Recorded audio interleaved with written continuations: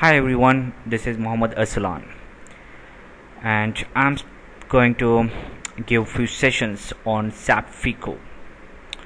Right. So before we dwell into what SAP Fico is, let's get to understand what SAP is.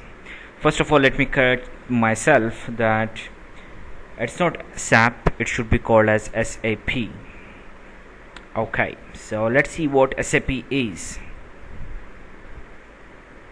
So I go to this site to see what SAP is, and I understand from here that the original name for SAP was in German Systeme Avantgarde Produkte something, which translates into English as Systems, Applications and Products. So the original SAP idea was to provide customers with the ability to interact with a common corporate database for a comprehensive range of applications. Right. So what is SAP? SAP is an ERP tool. So it's the world's most widely used enterprises resource planning system. So what is ERP? We'll see that in a while. And also, like, there are various other modules in SAP apart from FICO. Those are the most important one, the most prominent ones are SAP HR, SD, Basis, ABAP and many more. Right, let's see what are the advantages of SAP implementation.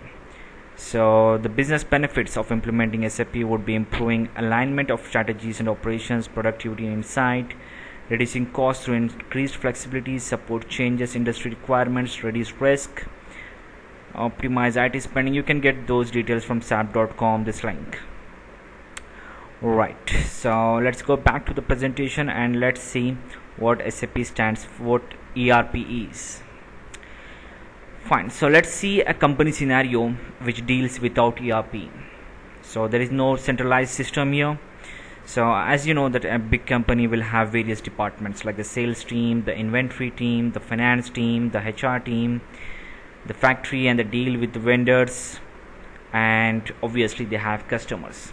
So imagine a scenario where a customer places a request with the sales team.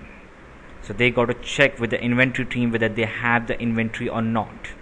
If they don't have the inventory, then they have to place an order at the factory, and then the factory itself will check with the vendor for the spares, and everything goes step by step. So there's no quick decision made by the sales team whether the inventory is present or not, whether the material is present or not, so that they reply to customers. The customers will not wait for more days, so they switch to companies which can give them quick response. And moreover, there are a few other support functions like finance and HR which actually also deal with all these departments. So finance team is involved in raising an invoice, so they have to get input from the sales team, they have to get input from the vendors for what they have purchased, and then the factory for confirmation that all the purchases has come in, all those things. And then it also maintains a record of all the employees, their pays, their pay rise, their cost and everything, creating P&L which involves all the departments. And the HR team, if suppose a person has to be hired in the HR, then it has to go to various pools, because it's a decentralized system, because there is no common pool of resources where a factory people can say, okay fine, I need few laborers, so do I have this? No, they have to place a request with the HR. HR has to go to the recruitment team, they have to search their database, and once the candidate comes in, it has to place in the department. Like for the sales team, they want a sales manager, they got to hire a person, they will place them in the sales team, and then they will create their own records in the database and send a message to finance. So finance will also update their own records with their own IDs. So it's a very complex scenario in a big company without any centralized system. So let's see what ERP does. Right, so this is a centralized system with ERP, where you have a single database centrally located. So anything is required when a customer places an order, sales team just checks the central database, comes back and says the customer the availability of the material or quote for that material. Similarly, when a department needs a resource, they don't have to go to the HR. They have access to their own view. So they just check in the central pool whether they have people, and if yes, they just hire it. So this reduces a lots of burden and makes things very smooth. So this is the use of ERP. I hope you all have understood.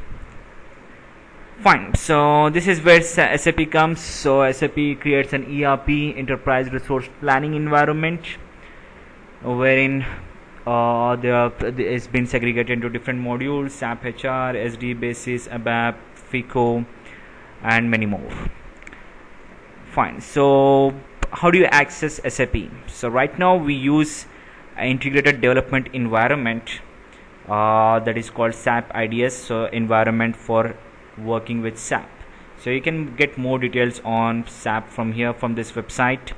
So so you've got all the details like what is SAP IDS and how does SAP support this IDS. What it's a normal R3 but with lots of demo data. So it's a SAP updates all those demo data once in a while. So we will work on IDEs now. Right, so that's it for now. So this is the first class. Let's dwell into the SAP in the next class, like by creating enterprise structure. I hope you enjoyed it. Write your send me your feedbacks at info@techflames.com, or you can send me at arsalan701@gmail.com anytime. Thanks for watching and see you in the next class.